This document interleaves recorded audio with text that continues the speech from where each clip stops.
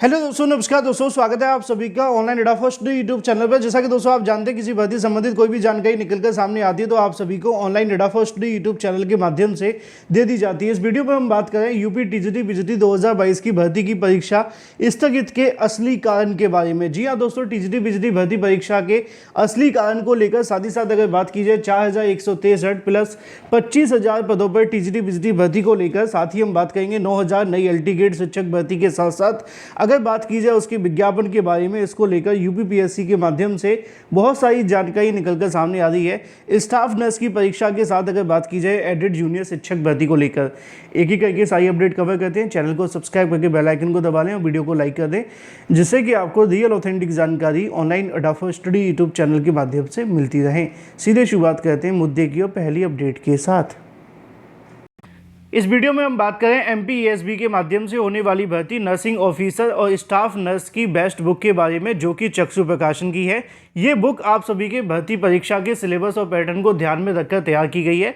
इसमें आपको 25 practice set plus आपको व्याख्यात्मक हल के साथ देखने के लिए मिलते हैं, प्लस आपको एक सॉल्व पेपर भी दिया जाता है, जिससे कि आप प्रीवियस ईयर क्वेश्चंस को ध्यान में रखकर तैयारी कर सकें। इस बुक को आपके पाठ्यक्रम और सिलेबस को ध्यान में रखकर तैयार किया गया है। इस बुक में वो सभी क्वेश्चंस हैं जो आप सभी की परीक्षा में संभावित हैं, यानी कि most expected plus previous year questions देखने के लिए मिलते हैं। इस बुक में तमाम उन क्वेश्चन की सटीक और सही उत्तर माला प्लस व्याख्यात्मक हल के साथ दी जाती है। इस बुक को आप अमेजोन या फ्लिपकार्ट से परचेज कर सकते हैं या अपने नज़दीकी स्टोर से। लिंक मैंने वीडियो की डिस्क्रिप्शन में दे दिया है। अपनी तैयारी को मजबूत करने के लिए आज ही परचेज करें। और जो पहली अपडेट आपको देखने के लिए मिलती है वो है यूपी टीजीटी पीजीटी परीक्षा को लेकर। यूपी टीजीटी पीजीटी परीक्षा के संबंध में आप सभी को शिक्षा सेवा चयन आयोग के माध्यम से नोटिस जारी करते हुए जानकारी दे दी गई कि आपकी जो परीक्षा है उसको स्थगित कर दिया जाता है। और परीक्षा स्थगित आने के बाद में या स्थगित होने के बाद में बहुत सारी चर्चाएँ सोशल मीडिया साइट्स पर चलने लगी कि जो शिक्षा सेवा चयन आयोग ने आखिर परीक्षा को स्थगित क्यों किया। हालांकि इसके बारे में समय समय पर जो भी जानकारी मुझे आयोग से मिलती थी मैं आपको बताता था। मैंने आपको इतना तक बता दिया था कि आयोग को परीक्षा केंद्र नहीं मिल पा रहे हैं और हो सकता है कि 1-2 सप्ताह परीक्षा आगे बढ़ाई जाए, लेकिन आयोग ने सडनली 1 महीने परीक्षा आगे बढ़ा दी। और मजे की बात जानते हो, शिक्षा सेवा चयन आयोग ने इसका जो ठीकरा फोड़ा, किसके ऊपर फोड़ा मैं आपको बताता हूं। ये इन्होंने फोड़ दिया छात्रों के ऊपर। क्यों फोड़ा आप जानते हैं कि यहाँ पे अभ्यर्थी पहले से ही चाहते थे कि हमें 90 दिन का समय दे दो।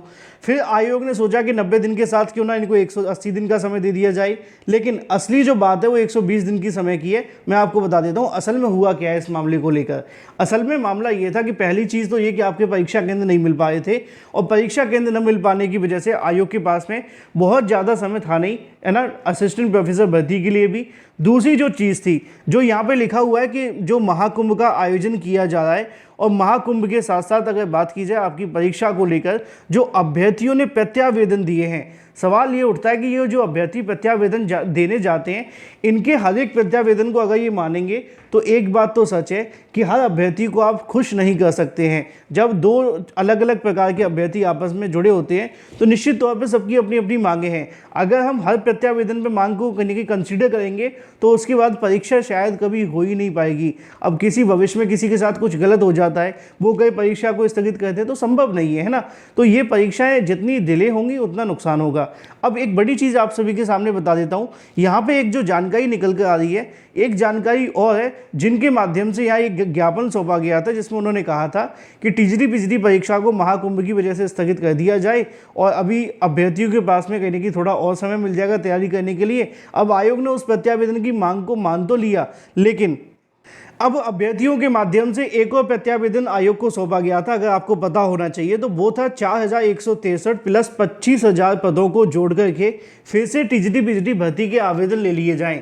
इसको लेकर भी शिक्षा सेवा चयन आयोग के माध्यम से आप सभी के द्वारा सौंपे गए जो प्रत्यावेदन है उन पर विचार किया गया, लेकिन उन्होंने कहा कि जो 4163 प्लस 25,000 पदों को जोड़ने की बात है वो हमारे अंडर में है ही नहीं है। उनका ये कहना है कि जो परीक्षा को स्थगित करना या परीक्षा से संबंधित फैसला लेना वो तो हम कर सकते हैं, लेकिन किसी नई भर्ती के विज्ञापन को जारी करना, किसी नई भर्ती के विज्ञापन के पदों को जोड़ना या पदों से संबंधित जो भी डिसीजन करना है वो उनके अंडर में है ही नहीं है, इसलिए वो नहीं कर पा रहे हैं। असल में अब यहाँ शिक्षा सेवा चयन आयोग ने प्रत्यावेदन की बात देकर के परीक्षा तो स्थगित कर दी, लेकिन असली वजह क्या है वो मैं आपको बताता हूँ। असली वजह ये थी कि आयोग के पास में अभी जो परीक्षा केंद्र वो नहीं मिले थे, ना तो असिस्टेंट प्रोफेसर भर्ती के लिए मिले थे और ना ही आपकी टीजीटी पीजीटी परीक्षा के लिए मिले थे। बहुत सारे जिला अधिकारियों के माध्यम से सहमति नहीं दी गई थी, इसको लेकर मैंने वीडियो बनाया भी था और उसके बाद में डिसीजन आपके सामने हुआ। तो जो असली वजह है वो यही है कि परीक्षा केंद्र नहीं मिल पाए थे। अभ्यर्थियों के प्रत्यावेदन की बात तो इन्होंने उठा करके ऐसी डाल दी है।